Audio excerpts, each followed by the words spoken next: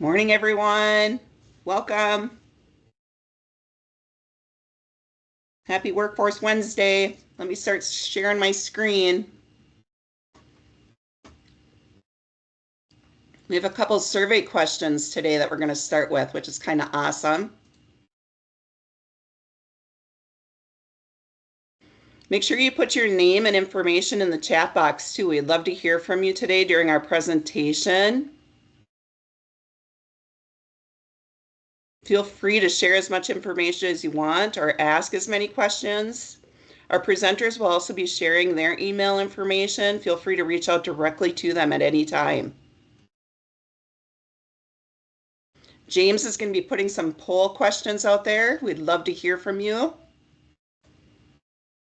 The first question, do you have a fair chance hiring program in place at your organization?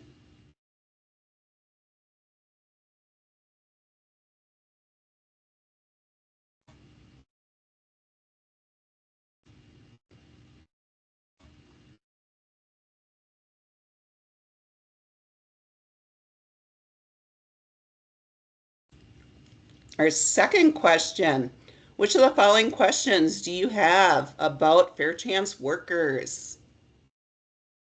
This is going to help us with our presentation today, so please feel free to answer these. And of course, I got distracted. I got to put the presentation out.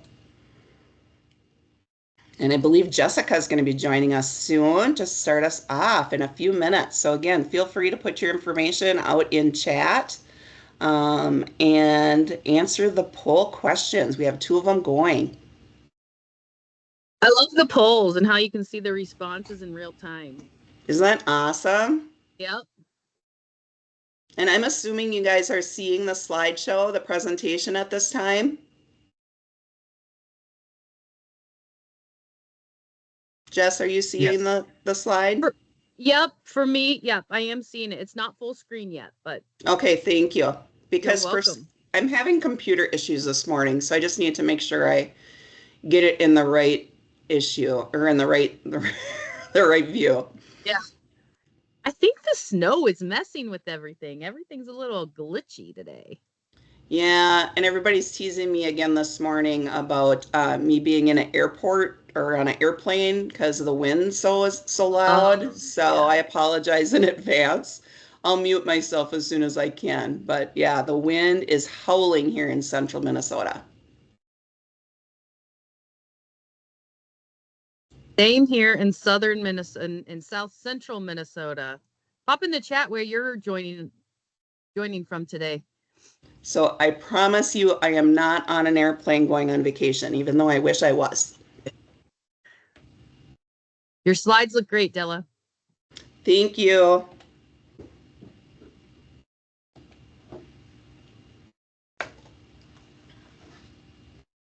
Now, if I can just get them to, there we go. So here's the 2 survey questions. If you guys could take a couple seconds and answer those, that would be awesome.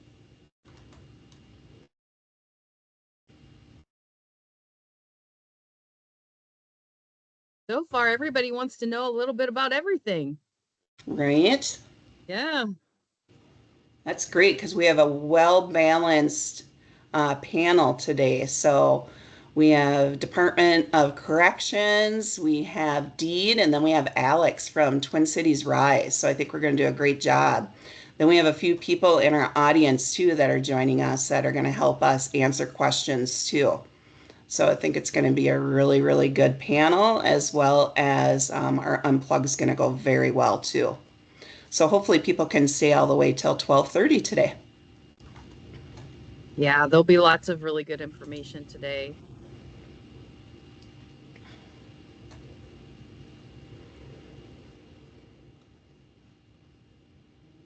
We have almost 300 people that have registered for today's event. So all over the state, we even have people outside of Minnesota that wanted to learn about this. So super excited about the energy around this presentation. There's quite a few others that are going on that we'll be talking about towards the end as well. which will be really neat, that Alex has going on, Jennifer has going on. And then I believe that we have Dick Owen is going to be joining us too, and he has an event coming up too. So,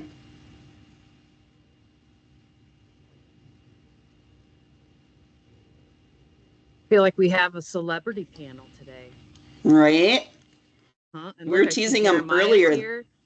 Darn right? lucky. We were teasing them that they're the dream team. Yeah, no kidding. All right. Great information, great chat going. Let's keep the chat up and running all throughout. We'll be sharing lots of resources throughout there. Please make sure you put your name and information in there as we go.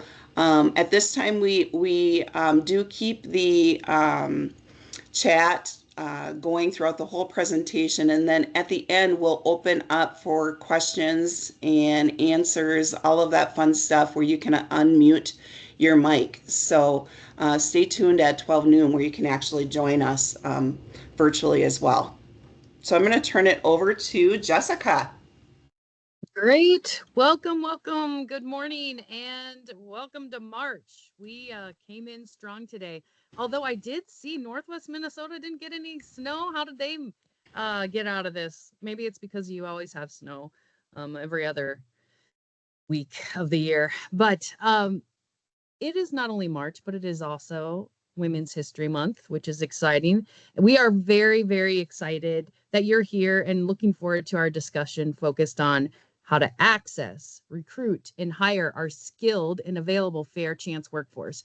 There are so many amazing and passionate professionals dedicated to ensuring that there are quality and life-supporting jobs for people leaving correctional facilities and deserving of opportunities to use their skills and contribute to our economy. And Della kind of mentioned already and previewed some of the people that are here, not only speaking on the panel today, but also in our audience. We've hand selected these folks to be here and to provide you with information and resources that will help you get on your way. My name is Jessica Miller. I'm the Director of Workforce Strategy for the Minnesota Department of Employment and Economic Development, and we're happy to have you with us today. If you're new here, thank you so much for joining us. And if you're returning, thank you for coming back again. Our team of consultants work regionally, which means that each consultant will have a slightly different way that they do their work based on the region and the employers that they're serving in those regions. But the common core ways that they serve our employers are identified here on this slide. We work with you to identify gaps in your current strategies, ensure that you're connected with your local, your regional, and your state workforce partners, and we assist you in building strategies that will help you attract and retain workforce. Slide, please. Our consultation process is rooted in information by data and is developed specifically with your company's needs and goals in mind. We serve as your guide through the process and convene workforce partners, many of them here today, for support and to share training grant opportunities and continually check in to ensure that progress is being made and assist you in making adjustments along the way. When you work with us, you're automatically connected to a wide network of people and partners who work collaboratively for the success of our state, our regions, and our communities so that your business and our workforce can thrive. We do not do this work alone. It takes many people to bring success to these efforts. If you want to pop to the next slide, Della. I'm having a little bit of a glitch, so I'm going to ask Shayla or James to take over. Sorry about that. Oh, that's all right. We don't have to worry about the slides. I just don't want to look at myself. We do have, we'll get the link up there for all of our 2025 sessions since our PowerPoint isn't working right now. But we have incorporated your feedback into our topics and we'll continue to weave your needs through our sessions for the rest of the year. I'd also like to take a minute to encourage you ahead of time to fill out the evaluation at the end of our time together, because we really utilize that information to make this continue to be a successful resource opportunity for you. As always, these webinars are recorded and available to view at any time via YouTube, as well as our careerforcemn.com website, where you'll also find recordings and resources from this session, as well as all of our previous sessions. As you already know, we're going to be utilizing our chat feature. You're already active in there, and I appreciate that. Feel free to ask questions, answer questions, and bounce ideas off one another, because we really do want to build on this community that we have established here, as many of you keep coming back to us, which we're so thankful for. We have a packed agenda with speakers who have dedicated their careers to being change makers and culture shakers, and I'm so excited for you to meet them. So without further ado, it's my privilege to introduce you to a woman who I celebrate more than just 1 month out of the year. You know her and you love her, Della Ludwig. Morning, everyone. I am Della Ludwig, Workforce Strategy Consultant for Central and Southwest Minnesota, covering 22 counties in Minnesota. More than 100,000 Minnesotans are currently under some form of community supervision, and approximately 1,000 individuals are expected to return to their communities from prison this year. At the same time, employers in Minnesota are facing increasing challenges in meeting the workforce demands. This creates a complex dynamic for employers, as growing numbers of job seekers with criminal records are actively looking for employment opportunities across the state. We are here today to discuss strategies for developing a fair chance workforce to meet the demands of the employers and assist those with criminal records. So on our agenda, we have several experts with us today, sitting on the panel as well as within our audience. So we hope to have a lot of discussion within our presenters as well as within the chat box. We are going to start off today with Alex Merritt. She is the Vice President of Program Operations with Twin Cities Rise. She's going to give us an overview of why fair chance opportunities are needed. Then we will go and talk with Jennifer Gass, one of our job developers within Reentry Services at the Department of Corrections. And she's going to discuss how employers can connect with those recently released and the reentry services within your communities. Lastly, we then have Jeremiah Carter, the Director of Reentry Services at the Department of Employment, Economic Development, and his team, which is Rachel Okerlund. She's the Lead Employer Engagement Specialist, as well as Nolan Thomas, the Proud and Governor's Workforce Development Board Employer Engagement Specialist. And they're going to review the state Proud grant and the reentry program services that are available. Then at 12 noon, we will go ahead and switch over to the Unplugged session, where you can go ahead and turn on your microphones and videos to personally join in on the conversation and ask your questions directly to the workforce strategy consultants as well as all of our panelists. But please remember to use the chat throughout the entire conversation today, and we'll be getting to all of your questions either during the presentation or following up with you after. Next, we go ahead here and we're going to do a introduction to Alex and let her go ahead and start her presentation. So Alex is the Vice President of Program Operations at Twin Cities Rise, a nonprofit dedicated to transforming lives through personal empowerment, career training, and meaningful employment for individuals facing barriers to employment. With a mechanical engineering degree and nearly 20 years in supply chain leadership at General Mills, she applies systems thinking and process improvement to drive innovative workforce development strategies, leading a dynamic team across outreach, education, coaching, and employer services. Alex blends operational excellence with mission-driven impact to create pathways to financial independence and long-term career success. Let's go ahead and welcome Alex, and she will go ahead and start her presentation. Thanks, Alex.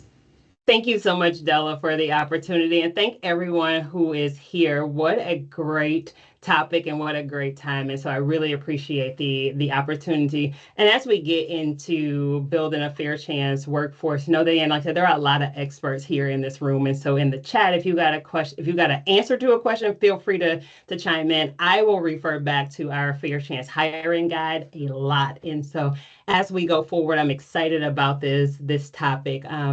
The format of this on the agenda here that we will share may look a little different than traditional here. And so on the next slide, we will share, kind of how do we get here? I like in this fair chance space to at least address the overview of, how do we get to a point where there's all this untapped talent? And so we'll spend a little bit of time there. We'll talk a lot about the benefits and the impacts of being a fair chance employer. And then again, like I said, we'll save some time for Q&A. And so we can go to the slide after this and we'll dive in. And so one of the things that I always found interesting, especially as my time in the nonprofit sector has been recent and started to research, like, how do we get here? I want to take us back to the 13th Amendment, which many people are familiar with, but may not see the link to where we are today. But the 13th Amendment is the amendment that ended the enslavement of people here in the country. But it says neither slavery nor involuntary servitude except as a punishment for crime whereof the party shall have been duly convicted shall exist in the United States or any place subject to its jurisdiction.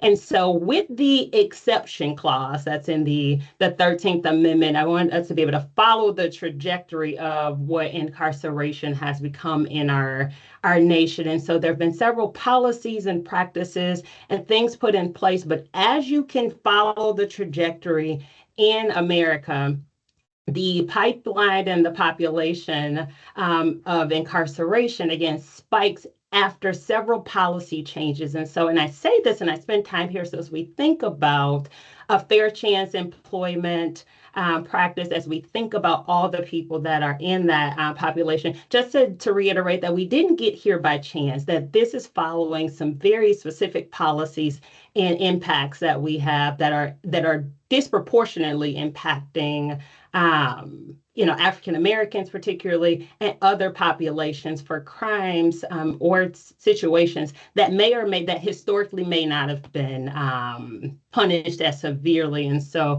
I like to share this. So as we think about our incarceration rate and the number of people that are in this untapped pipeline, kind of the journey for how we got here. I say all the time, it's like it is illegal to enslave people. We now just incarcerate them, and therefore we end up here today.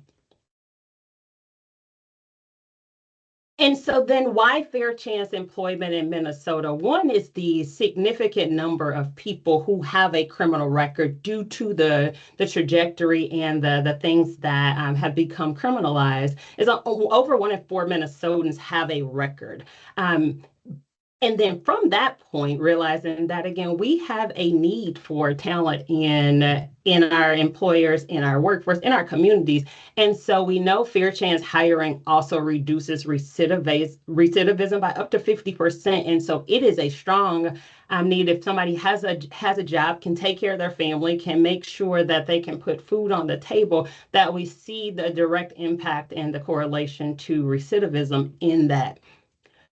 86% of employers report that fair chance workers perform as well or better than other hires. And so from a value to the workforce, again, it's undeniable. And for all of us that have, organizations that we're running, be they private, be they nonprofit, be they what have you, this cost saving, retention, and productivity is one of the major values of fair chance employment if you're running a business. And one of the things that in today's world, like, it becomes one of the fair chance hiring becomes a competitive advantage because, again, the labor and the talent shortage continues to be tight. And so being able to tap into this pool of individuals who are skilled and looking for employment, again, sets your organizations apart from many others. And this quote that I lifted out of our Fair Chance Hiring Guide that Twin Cities Rise partnered with Root and Rebound to do is, one of my favorites is this notion that, it's like, don't look at this as a social program or altruistic or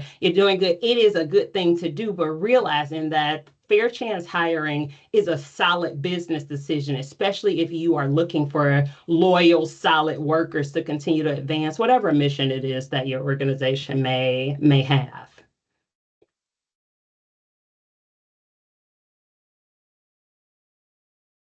Here, I just wanted to snapshot of, successful fair chance employers, and there are many. And so that's the thing that I really appreciate about the work that we get to do here in the state of Minnesota. And many of you that are even on the call, you are already familiar with fair chance hiring and the value of this. And so I'll talk a little bit about the mindset of successful fair chance employers. Like I said, and this is not all of them. These are just a few that I put here on the slide, but one of the fundamental things about those that are most successful in fair chance hiring is the way we see people, particularly seeing fair chance employees from an asset position as opposed to a limitation. And so because people who have been just as involved, have records, again, one of the things that is noted and pointed out in the Sharon review before is that there are so many assets that come from those that may have criminal background, who've learned from their mistakes and realized there's been some challenges,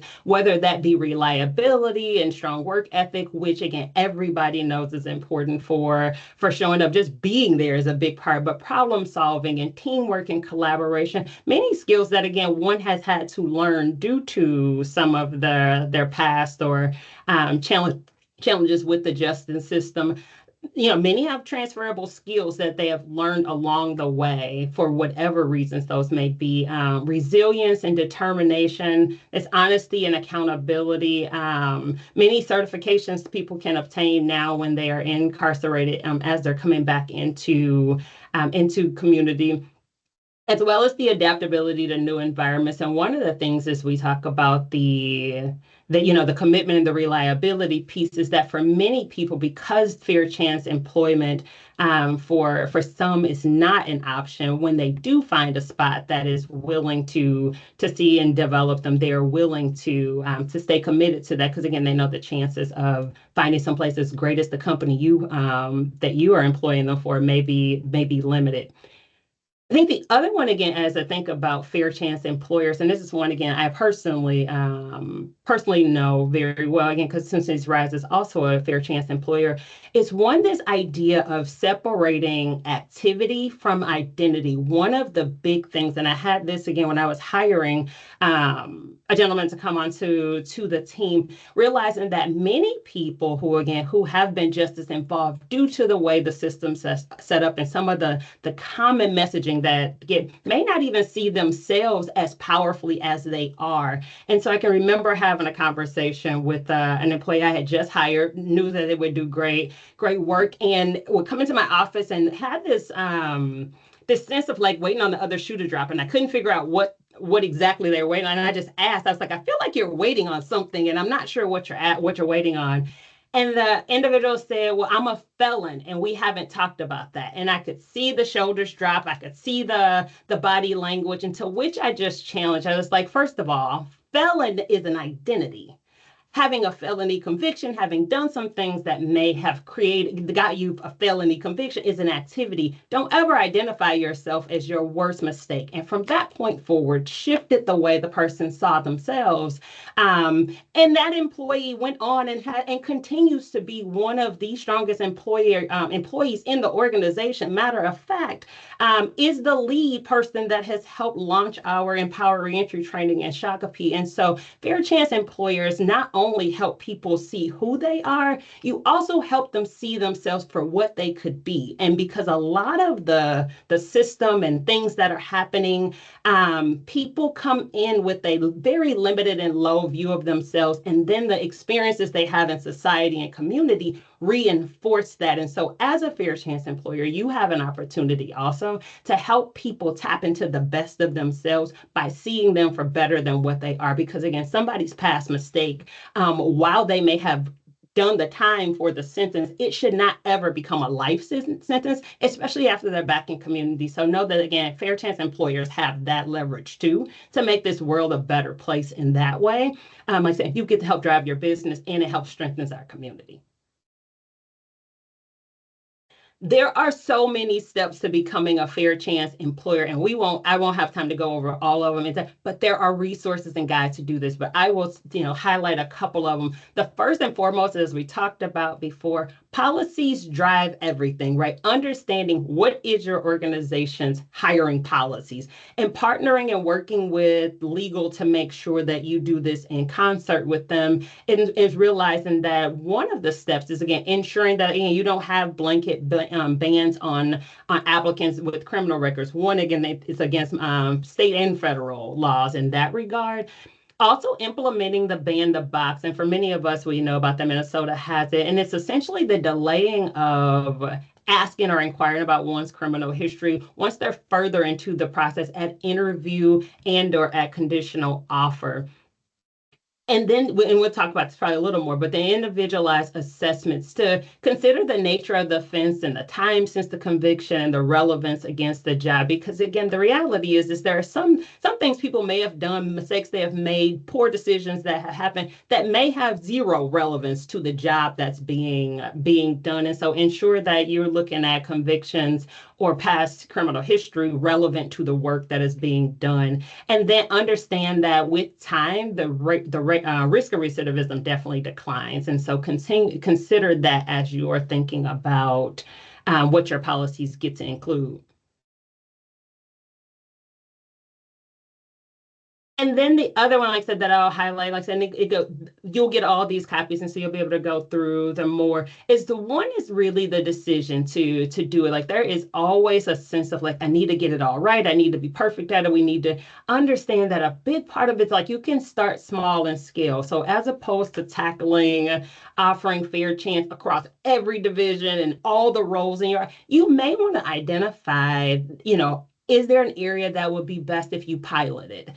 So as opposed to an all or nothing, maybe being able to test it out, find a champion in the area, be able to define what convictions are required or relevant to the work that you're doing, and then engage leadership and stakeholders in the area so that you secure long-term commitment. Because again, like I said, if you are very new to this, like I said, I wouldn't do everything. Start with something and then go forward from there. So then where are these people, right? So that's a question we get asked. Often we hear come up a lot when it comes to workforce, like how do I get access to them? And that, one simple step that can be taken is clearly stating in job descriptions that you are open to fair chance hiring, that you are open to people with criminal backgrounds. Because what many people don't realize is a lot of people self-screen themselves out. They assume. So remember, like I tell you, the individual that worked for me who already was like, I am a felon. I can't believe that you haven't brought this up in a more direct way. And it's like, no, so many people just take themselves out of the game. They assume you won't hire. They've been disappointed many times. And so making sure that in your job postings, it's very, very clear that you believe in second chances, that you do evaluate applicants based on skills and experience, not just backgrounds. You'll be surprised at the number of people that will start to apply that may not have before when they assume that you were close to them. Job boards and hiring platforms that specialize or that are targeted to fair chance workers. So making sure you put your jobs there, that you're posting there. And there's quite a few options out here, but Career Force Minnesota is our very own. It's a really solid place to partner with and to be able to share postings. Indeed and LinkedIn, believe it or not, are really solid as well. Just indicating, like I said, but including keywords like fair chance employers, so that again, people know that they can apply to your organization and you will and you'll be able to support them.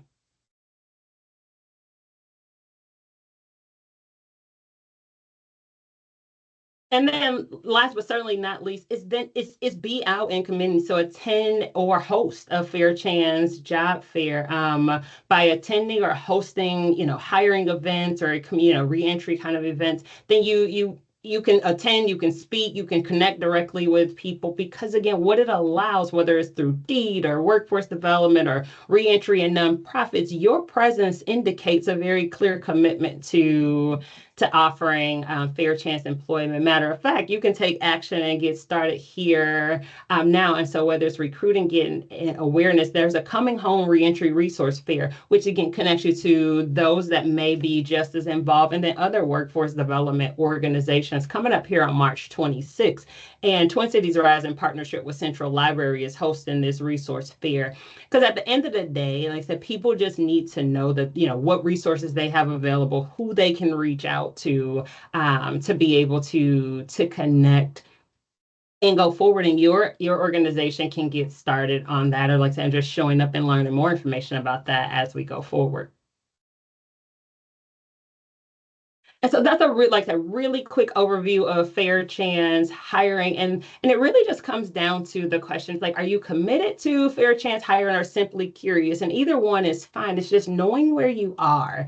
And so maybe in the chat drop, it's like, what's one step you will take today to advance Fair Chance hiring at your organization? And it's just a personal commitment and connection, because as we all align to ensuring that everyone who is able to work, wants to work, and qualifies for the work has a chance to work, we make our communities really strong. So thank you. Questions? Here's my contact information. Here's my phenomenal team that is doing this work. Fun thing. How many just as involved individuals do you believe are in this picture? Maybe just drop a quote. Drop the number in the chat. Just curious. How many people on this picture have backgrounds? Got 8, we got 5, we got 10, we got all of them, Stacy. Absolutely. Great So to here's have. a list of resources and relationships that you can connect that we kind of went over top, like that, and also a link to register to join us at the Reentry Resource Fair. So we look forward to seeing you there. Great job, Alex. Lots of great information. I love the statement where you said it's illegal to enslave people today, so we just incarcerate them. That's just very thought-provoking. I also loved how you stated felony is not their identity. None of us should be judged by our worst moment in our lives. It's just very, very eye-opening, and I loved your presentation. Lots of great information. We definitely put your information in there, as well as the PDF to your document. So the step-by-step information is available to everybody. One question I have is, one of the questions that always comes up is the legal compliance. What should they do with the legal compliance? Where should they start? Is there anything they need to worry about with that? Yeah, that was a great question. One, I would say start with legal counsel. Like literally identify and engage, if you can, your very own legal counsel who has some experience or expertise here, because that would be the place to start, because you do want to walk this lots up, because there are questions or things to make sure that you get compliance and that you work it right. But as it relates to worry, because there's always some questions around, can I get in trouble for having somebody who may have had, based on like negligent hiring. And the reality is like the risk of negligent hiring practice, like I said, the law regarding that is pretty tight. And so I will push people back to our Fair Chance hiring guide, which again highlights that. But the reality is that it's very, like that, if you can show again that you have put a policy in place, it's universally applied, that it is accurate again, and it doesn't wipe you, then the risk is actually fairly low. It's just more of the internal, reaction or response, if you will, to those who may have had criminal convictions. And so work with legal, though. That's going to be my answer for. Awesome. And they're very loyal too. Once they're hired, you give them the chance. They're super, super loyal employees as well. So definitely keep that in mind too. So thank you so much, Alex. I really appreciate it. And I can't wait to talk to you more in the panel. Absolutely. Thank you so much. Feel free to use chat too, Alex, and answer any questions out there. Excellent. Next, we'll move on. We have Jennifer Gast. Jennifer is a job developer from our Department of Corrections. Jennifer is a seasoned reentry expert who has dedicated over 32 years to empowering justice impacted individuals. She's armed with a master's degree in criminal justice and a wealth of experience as a correctional halfway house director, probation, as well as pretrial officer and reentry case manager. She now serves as a job developer for the Minnesota Department of Corrections, and Jennifer's mission is to facilitate reentry success through gainful employment, fostering partnerships with fair chance hiring employers and like-minded community partners by advocating for just hiring practices in the state of Minnesota. Take it away, Jennifer. Thank you, Della. Good morning, everybody. I'm a little bit nervous, so bear with me here. I am here representing the Department of Corrections. Most specifically, the Employee Program is our employment services program, so I'll begin with talking about that. Can go to the next slide, please. So our employee program is an inside to the outside employment services program. So you have to start with our program while still incarcerated in one of our state prisons. Then you can be in our program up to 1 year post-release also. But our program is a 100% voluntary program. And it is for a select group of people that I'm going to talk about in a second that are 24 months or less to release. So they have to be within their last 2 years before they're getting out.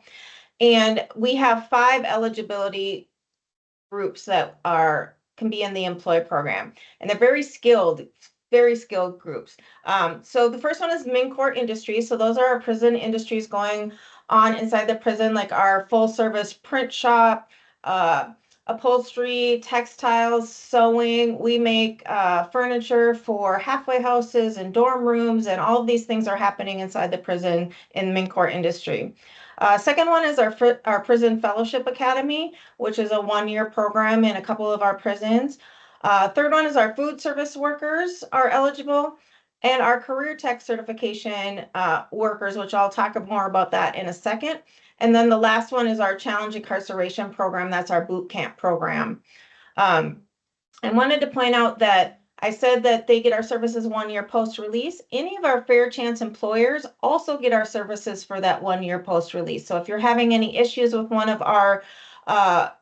your new employees that is an employee participant, we will help in any way that you would like us to do. And employee participants, what are some other benefits for them? They come out of this with a current up-to-date resume done by one of our staff members. They get that 1 year post-release. We also provide them with bus cards to job search in the areas that have public transportation. Of course, that is a problem. Not everywhere has public transportation.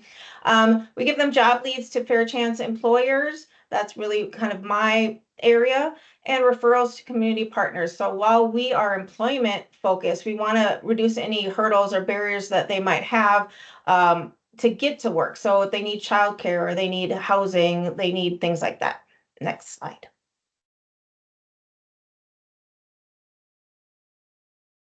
Oh, we skipped a slide. That's okay. It went somewhere. So I'll skip over that. But our employee program has job search trainers that go into the institution. So for pre-release programming for job readiness and getting people ready for work and job searching. Then we have our retention specialist that works with them for that year post-release out in the community. And then myself as the job developer, I meet with Minnesota employers throughout the entire state of Minnesota who are interested in fair chance hiring and hiring justice impacted individuals. This is a list of our career tech programs that are happening inside the institutions, which I really want to highlight. The key at the bottom shows you which institutions these events or these programs are happening at. So they don't happen at every single prison. There are different prisons based on our capabilities. But I really wanted to highlight that because many people have great skills going into prison, but while they're incarcerated, they're upskilling their skills. They're learning new skills. They're getting training. They're going to school. They all have jobs while they're incarcerated, and not to mention the MNCOR industry's highly skilled jobs. So wanted to highlight that. These are some of the degree granting programs you can acquire while incarcerated. I'm not going to read through all of them, but you can see they go anywhere from certificates all the way to up to Juris Doctor degrees. So people can earn all of these different degrees while incarcerated, which we like to toot our own horn about. So you've made the conscious decision to be a fair chance employer, and we're going to talk you through some action steps to become a fair chance employer.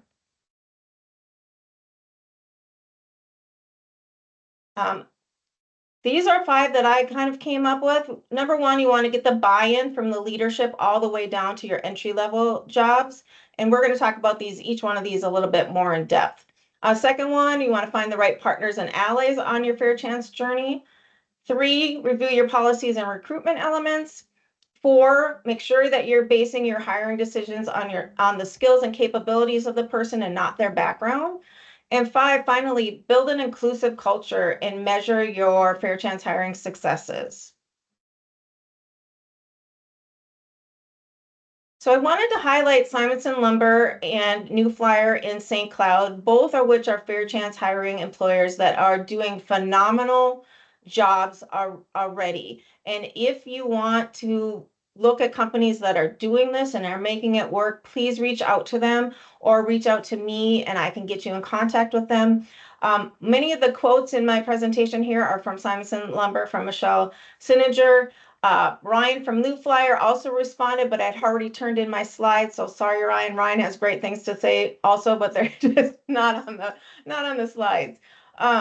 So I asked Michelle from Simonson Lumber, how did she get buy-in from their leadership? And she said they had an owner already committed to community and not just profits. And so they were already a step ahead with their company. They had that vision already, but they identified that they wanted to attract the justice impacted applicants. HR sat down and talked about their past hiring practices and where they wanted to go and how selection was going to look from there forward with fair chance hiring. And then they considered how to integrate their current employees into their new vision of fair chance hiring and how that all would work.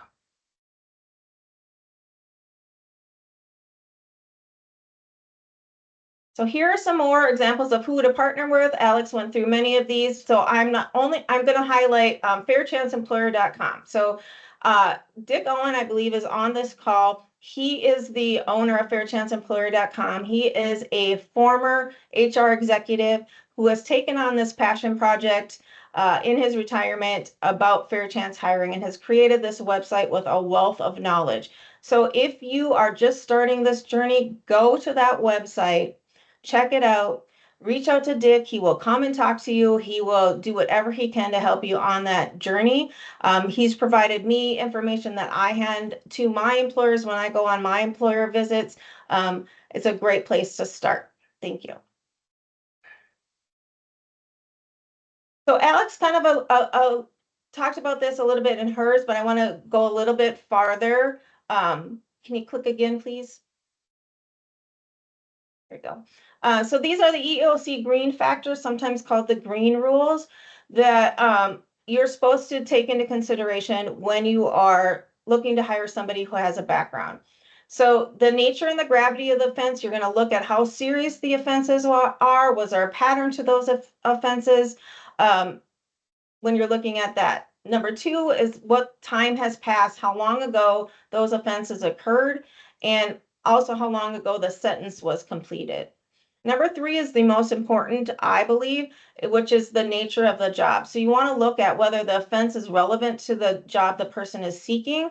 So if you're looking to hire a CFO, an accountant, you're probably not going to hire somebody who has theft or extensive fraud in their background.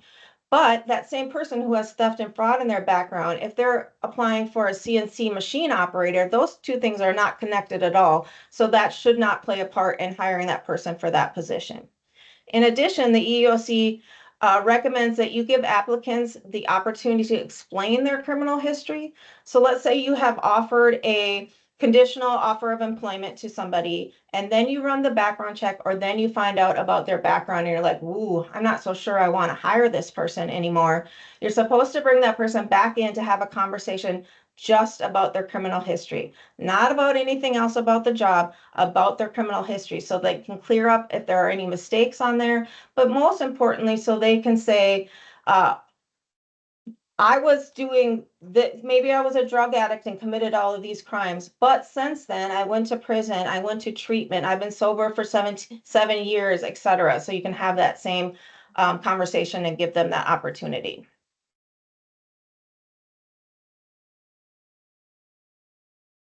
Next slide, please.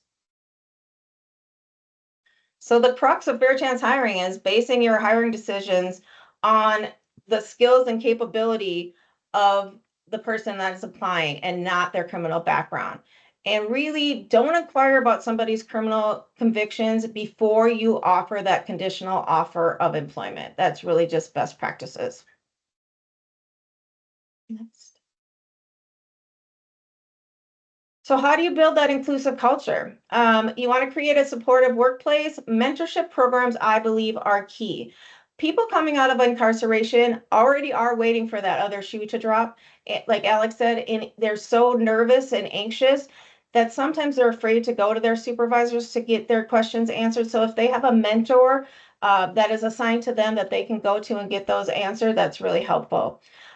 Employee resource groups are really becoming a big thing recently. So specific groups of people can meet. If you hold space as an employer for those meetings there, the employee feels like, wow, they really care about me as a person and not just what I can do for them as an employee. And it makes them feel really good about working there. Of course, you want ongoing employee development so the person knows their job really well and hopefully can advance. This came from Simonson Lumber too, that you always have to put inclusivity first in reducing judgments and stereotypes. Super important. Celebrate your wins of your Fair Chance employees. Celebrate the wins of all of your employees, but it's really important for Fair Chance employees, and educate all on the impact it's giving your community, and just normalize Fair Chance hiring and that it's part of your recruitment strategy.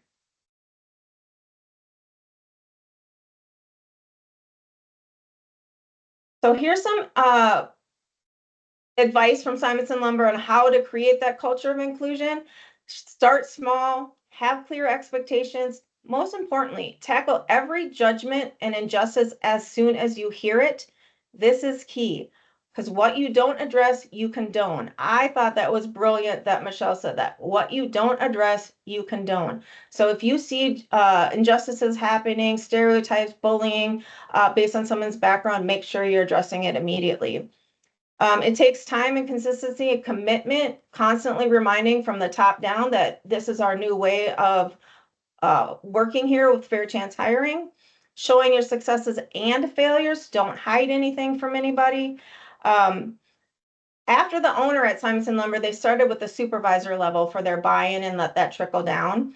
And their owner checked in with their reentry employees regularly, which helped just enforce their commitment to Fair Chance hiring.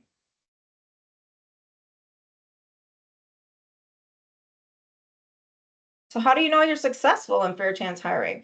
You want to measure and share your Fair Chance hiring successes, track your retention rates of those that you hired through Fair Chance, compare them to your other hires, collect feedback from your hiring managers of how Fair Chance hiring is impacting the business, good and bad. Share your success stories within your organization, but also on your website and in the community so that other Fair Chance hiring employers or those wanting to be can be inspired by what you're doing. And then strengthen those relationships with those organizations that work with justice impacted individuals so you can enhance that pipeline to the talent that's out there. So like the employee program, we have about 1,000 participants in our program, with about half of them in that last 2 years of incarceration, but the other 500 are out in the community looking for jobs. And so hit me up if you need some pipeline to talent. Next slide. I really wanted to highlight our second annual Fair Chance Reentry Job Fair that I'm co-hosting with Goodwill Easter Seals.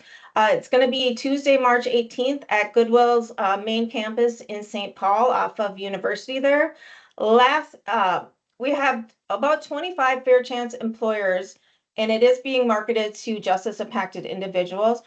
We have about 5 spots left to fill for employers. So if you are a Fair Chance employer and you would like to table at this event, here's my contact information to get registered. We had about 220 plus job seekers at this event last year with about 70 professionals that work with this population. So it was very well attended. I think this year it's going to be even more so because it's just more information out there. Next slide. And this is the website you can go to get more information about the job fair. Job seekers can register if they want. This is where you'll find out how to get the free passes on Metro Transit. And we really want to remind job seekers to bring their resumes, and we will be providing LinkedIn headshot portraits by Emily Baxter of We Are All Criminals will be there also. And that's all I have. If you want to get in touch with me, here is my contact information. Thank you very much. Great job, Jennifer. Thank Very you. detailed. I love the examples by Simonson. Michelle does a great job in our region. New Flyer, they have 2 locations, Crookston as well as here in St. Cloud. Great company as well. So love it. I believe Ryan Strong from New Flyer is here, as well as Dick Owen from Fair Chance Employer. If they want to go ahead and do a shout out on chat, that would be awesome. I do have a quick question for you, Jennifer. Yes. How do you find the Fair Chance employees? You said, yeah, obviously reach out to you, but where are some other locations possibly to, do that outreach that you feel like that employers can reach out to them? So I would say, besides us at the Department of Corrections, Goodwill Easter Seals has a employment reentry program, so you can reach out to them. You can reach out to Twin Cities Rise. Career Solutions in St. Cloud has a big focus on this area, and they're a great pipeline in that area. The Career Force Centers, a lot of Career Force Centers and businesses like that have a reentry unit now within their business models, which is really great for people who are justice impacted. There's lots of training programs too, like in the Twin Cities, like Dakota and Emerge. They both have training programs that start with work there, and you kind of can move on. So there's there's so many people to partner with to get to this pipeline of people that are really skilled people that could really help your business. Awesome. I love it. And I love Michelle's statement too from Simonson about what you don't address, you condone. So thanks so much, Jennifer. I really appreciate it. Thank you. Okay, now we move on. Our last of the dream team, Jeremiah Carter. He's going to go ahead and introduce the proud team. Jeremiah Carter is the Reentry Services Director for the Minnesota Department of Employment and Economic Development. With over 20 years of experience in justice-involved reentry services, he oversees the Partners for Reentry Opportunities in Workforce Development, which we refer to as PROUD. This is the Round 1 and Expansion Grants and the DEED MnDOT Highway Heavy Construction Training Program. This is a federal bonding program and the Career Force New Leaf workshops as well for justice impacted individuals. Hi, Jeremiah. I'll go ahead and let you go ahead and introduce Rachel and Nolan on your team and let you go ahead and take this away. Perfect. Thank you. Good morning, everyone. Again, my name is Jeremiah Carter, Director of Reentry Services here at DEED. Thank you all for being here today, and also a special thank you to Della and the rest of the Workforce Strategy Consultant team for allowing us the opportunity to present today. Today, I'm really excited to introduce two of our team members who play a very key role in the success of the PROUD program. Again, for those of you that are unfamiliar, PROUD, the acronym stands for Partners for Reentry Opportunities in Workforce Development. Our program is really designed to support individuals impacted by the criminal justice system in securing meaningful employment and career opportunities or career pathways. So with that first, I would like to introduce Rachel Okerlund. Rachel is currently working as an employment engagement specialist and stage two and 3 team lead with the PROUD Round 1 grant program. The PROUD Round 1 and expansion grants provide targeted training and employment services to justice impacted people as they approach community reentry. Upon release, Rachel and her team support PROUD Round 1 participants in identifying community resources, connecting with apprenticeship programs, and finding employment to help facilitate a successful transition from federal incarceration to get back into the workforce. Next, we have Nolan Thomas, who serves as the Board Engagement Specialist for the Governor's Workforce Development Board at DEED. He works directly with business leaders, policymakers, and workforce experts to develop strategies that connect Minnesota industries with emerging talent. The PROUD team is really fortunate to collaborate with Nolan on our PROUD Round 1 grant, as well as our PROUD expansion grant, to help employers access overlooked talent pools and craft talent pipelines for justice-involved individuals in Minnesota. So again, I'm really excited to introduce the two of them. And with that, I'll turn it over to Rachel to get things started.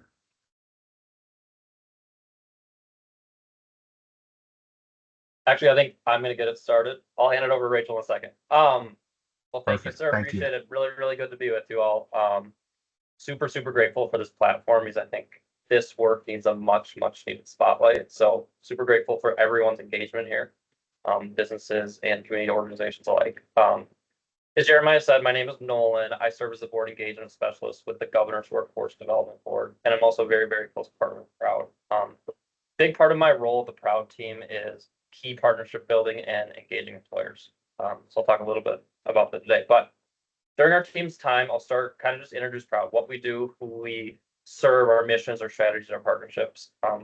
Then I will hand it to my esteemed colleague, Rachel, and she'll kind of build on Jennifer's discussion, talk about what are some best practices for integrating these new hires once they are in your company.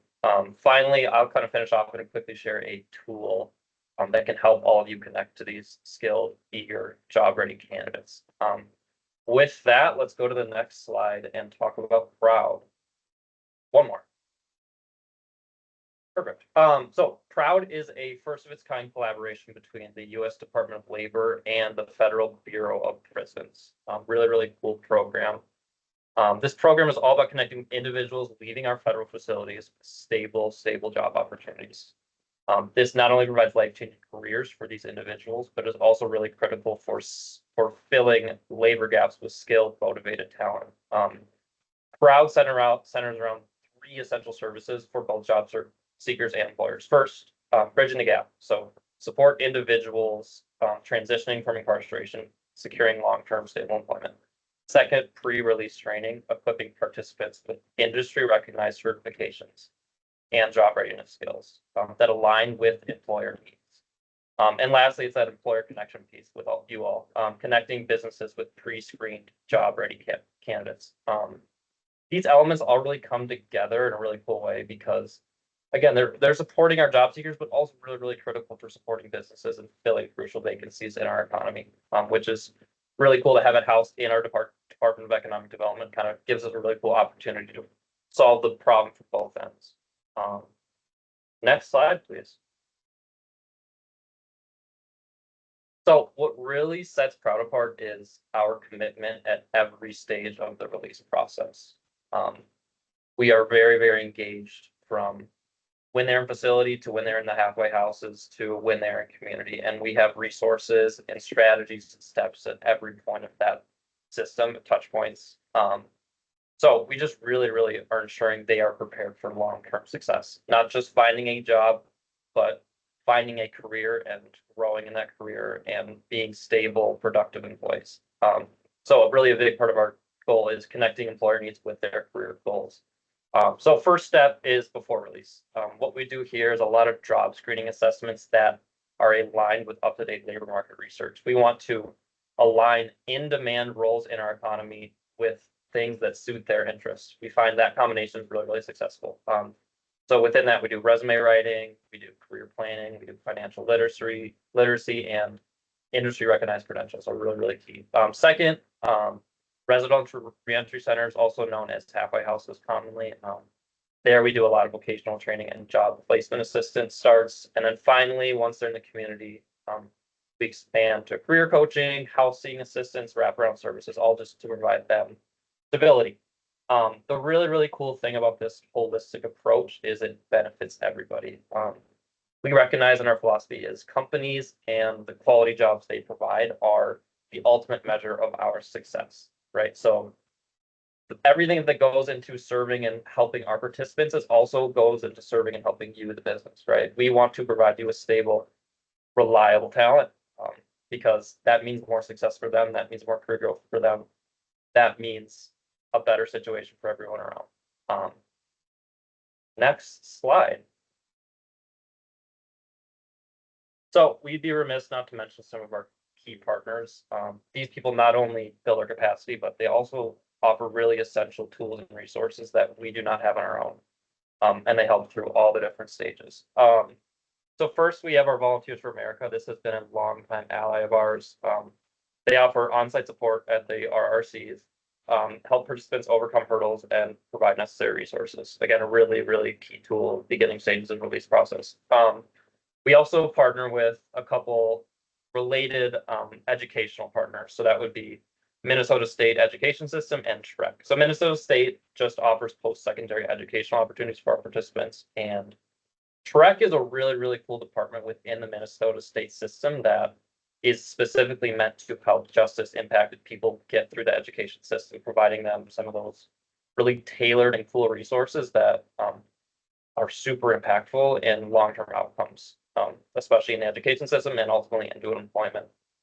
Next, we have Repowered. Repowered is a really cool electronics recycling and refurbishing nonprofit. So they provide really, really critical work experience and job skills. And this is super, super critical, especially as we have people that have not been in the labor market for a while. It just gets them that exposure, gets them the skills, builds up their resume, gets them ready to work and be really effective. And then finally, the Governor's Workforce Development Board. That's where I sit, where I serve. I'm a staff member, and really that plays a role in just aligning our strategies, creating touch points with employers and different departments, just really being the collaborator and making sure all the dots are connected and everything's aligned.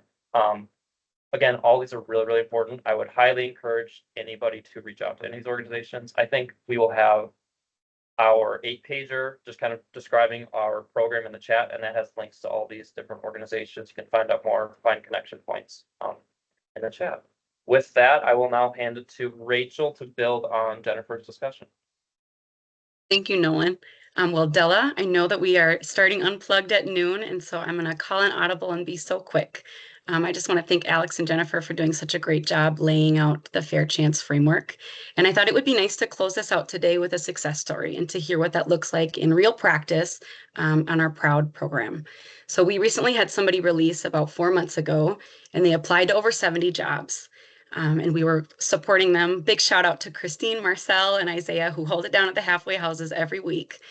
This individual applied, and was finally fielding some job interviews, okay? And so we're checking in, how are they going? He's processing, he hasn't gotten most of the jobs. Then all of a sudden he has an interview And he leaves the interview, and I remember him having a conversation with Marcel at the halfway house in the cafeteria. And he's like, I felt really good about this interview. And I felt welcomed. They asked me about myself. They shared that they have barbecues during the summer. And he could feel the oozing of their workplace culture coming out of that interview and was excited. And lo and behold, he got the job. And Marcel and I both got a text from him on our work phone saying, I got the job, with a ton of smiley faces. And we were just jumping up and down thrilled because he'd gotten so many rejections. So here he is now, as of this week, 4 weeks into the job. And we get to see him because he gets off of work at around 3 o'clock and we're still at the halfway house. So he walks in and we immediately say, hey, how's it going? How's work? And so what does this look like in practice? He is consistently just to the moon excited. I mean, I love the job. In the first week, he's like, yeah, look, this is my training schedule. It's online. The job has taught him how to look at his training schedule online so that he feels comfortable and confident going to work. Then a few weeks later, he's like, yeah, Rachel, I've got a mentor. He's got a mentor on site, right? That's checking in with him proactively saying, hey, how's it going? What are you liking about work so far? Any questions coming up that are kind of lingering that you'd like answered? So he knows and he feels empowered to ask questions with his mentor so that he feels equipped to do the work, right? This is a fair chance employer that's really setting him up for success. And then just last week, he comes back to the halfway house. Hey, Rachel, I want to show you something. And he shows me his org chart. He's figured out where the org chart is on the app. Like, so excited to get up in the morning and go to work and feel so supported. And that kind of a story, just like, that's what this is all about in real, like real life, real people. And so he recently told Marcel and Christine and myself that he's looking for housing near that employer because he wants to be there. He already knows what he's going to bring to the barbecue at the end of, the spring. I mean, he's thrilled. And for us as a proud team and just as a fair chance group here on this call trying to do this work, like, I just think grounding us in that real life is just such an energizing way to look at what this looks like in practice. And so be encouraged, everyone, wherever you're at in your journey. This makes a huge difference and people are excited. This workforce is excited. And so tap in. And there we go, Della, right at noon. Great job, both Rachel and Nolan. Another great resource and lots of great connections for you to be making as an employer and those in the organizations at your community, in your community. Thank you. All right, we're going to go ahead and take a quick peek at our panel that will be leading our discussion during our Unplugged session. Everybody should be familiar to you except for one new face, and that is Whitney. Whitney Harvey is a Senior Director of the Workforce Diversity and Inclusion with the Minnesota Chamber of Commerce, which has over 6,300 member organizations and over 11,000 member peers. They have 60% membership in the metro area and another 40% representing Greater Minnesota. So they're here to also represent every industry and drive economic growth in every corner of our state. So she'll be representing all of our businesses today. So if you walk away with nothing less today, make sure you know this dream team, you have their connections, along with your workforce strategy consultant team. We can assist with setting up successful strategies in fair chance hiring and retention. At this time, I'm going to go ahead and turn it over to Shayla so we can go and get our Unplugged started. Shayla. Thank you very much, Stella. So with that, we're going to be having the second annual re-entry Fair Chance Job Fair coming up on Tuesday, March 2nd. So we want to invite everyone to be aware of that. We want to thank the panel for the beginning portion of that, and I'm really excited for the second portion of that. So everyone stick around. We also have the AMFA CMMA, how to create a fair chance process, the do's and don'ts. So there's a lot of stuff coming up. So we want everyone to be aware of all of the activities happening. There's the 2025 Manufacturing Month kickoff. We want to switch gears a little bit because there is a lot of opportunity in the manufacturing space for second chance, fair chance, justice involved employment. So that second chance space is justice involved space is really important. So Manufacturing Month is happening. So that kickoff event, we wanted to announce that webinar on March 19th. With that, Wednesday, April 2nd is going to be our next Workforce Wednesday. That topic is going to be on leveraging industry sector partnerships. That's going to be my month, and we're going to be talking about how when we come together, we can do more. And what do we know? What do we know what we're talking about now? And that's what we're talking about in industry sector partnerships. So when the businesses come together and work together, they can do more. So we're going to be talking about that next month. So join us in April to talk about industry sector partnerships.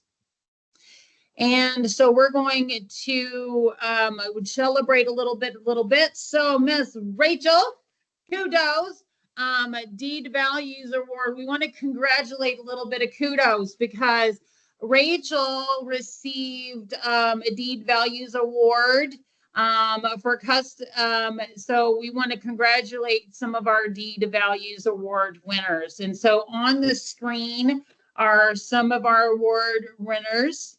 And so we want to recognize our winners as well as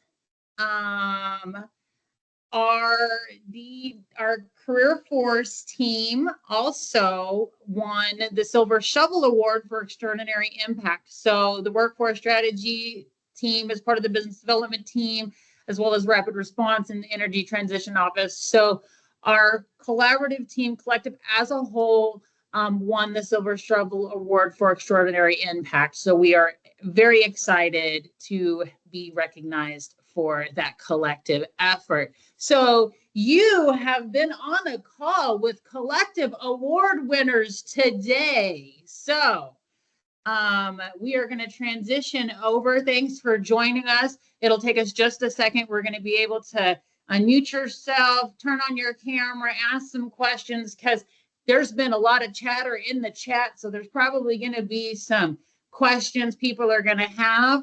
And we're going to get that prepped and give us just a second for this transition. And we'll be able to get you going here.